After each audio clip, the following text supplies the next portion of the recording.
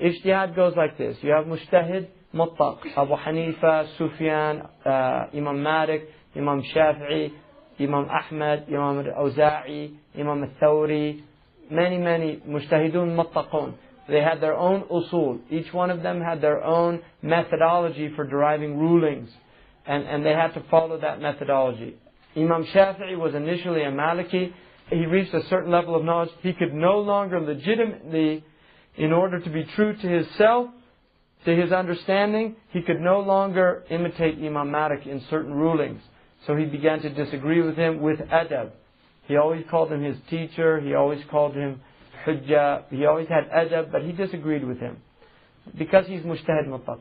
The second type of mujtahid is called mujtahid muqayyad.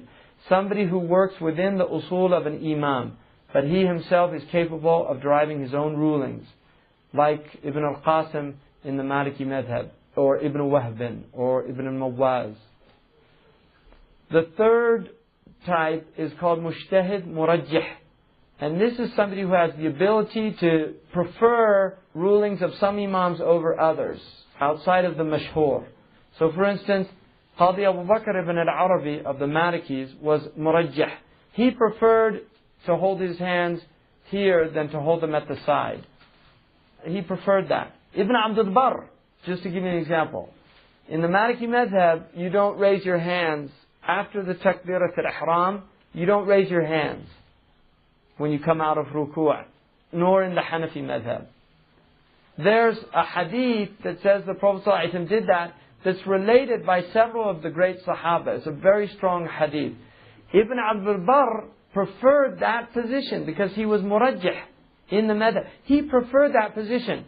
And he used to mention that. Somebody asked him, why don't you do it if you prefer it? He said, because we're in Andalus and I don't want to disagree with my teachers in an area that has a lot of room. In other words, it's not an essential aspect of the prayer. It's from the hayat. It's not mentioned amongst the sunan. It's mentioned amongst the lesser mandubat. It's from the hayat. And he said, why should I do this thing that's not essential to my prayer? I don't have to do sahu if I leave it. And everybody in my town doesn't do it. Everybody's going to look at me while I pray. And I'm being different. Now, it's interesting. There's actually people that want to do that. They want to do something that's different so that people look at them. Because that's what they want. This is a disease in the heart. Khalif tu'raf, the Arabs say. It's a proverb. Be different and you'll become well known. The fourth type of mujtahid is mujtahid fatwa. Somebody who cannot make tarjih, but he can make fatwa. If a new issue comes up, he has the ability to derive a ruling. And then the last one is mufti al-mashhur. It's a muqallid who's learned fiqh, and he can give you the dominant opinion of the school. But he's not allowed to, for instance, give you a weak opinion. A mujtahid ifta can do that. If you come to them with a specific problem, they can tell you, you can do this. Even though it's a weak position in the madhab, because they have the ability to make that ijtihad. And then the lowest level is the awam, which is just people, common people, that don't have any knowledge, and they have to follow the ulama.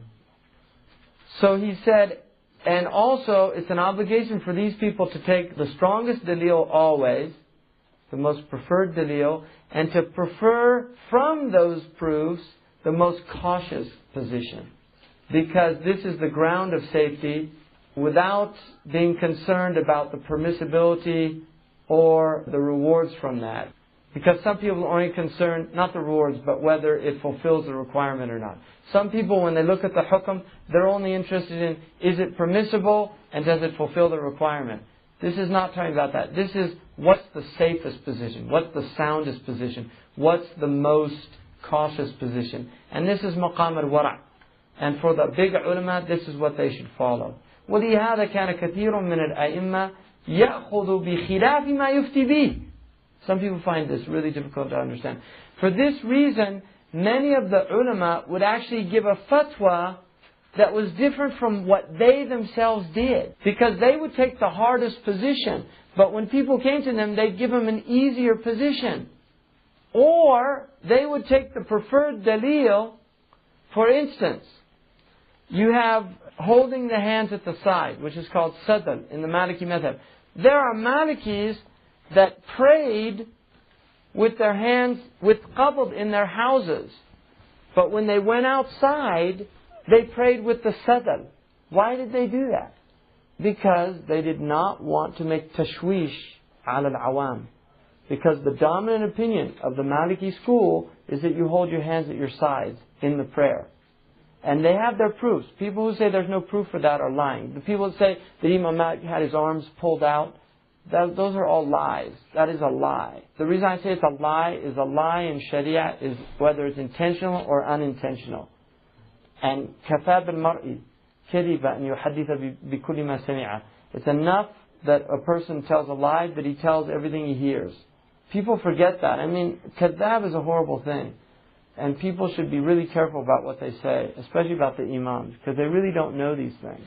Then he said, فَيَحْمَلُ نَفْسُهُ عَلَى الْأَقْوَى وَغَيْرُهُ عَلَى وُجُوهِ الرِّفْقِ إِلَّا مَنْ عَلِمَ مِنْهُ مِثْلَ الَّذِي عَلِمَ مِنْ نَفْسِهِ وَاللَّهُ أَعْلَمُ. So for that reason, he forces himself to do the more difficult or the stronger position, and for other people he finds those aspects that are easy, that facilitate for him, unless he knows that that person is capable of doing the same thing that he can do. So if he can see this is a wari', this is a person that really wants the strongest position, he'll give him the fatwa in accordance with that. Wallahu a'lam.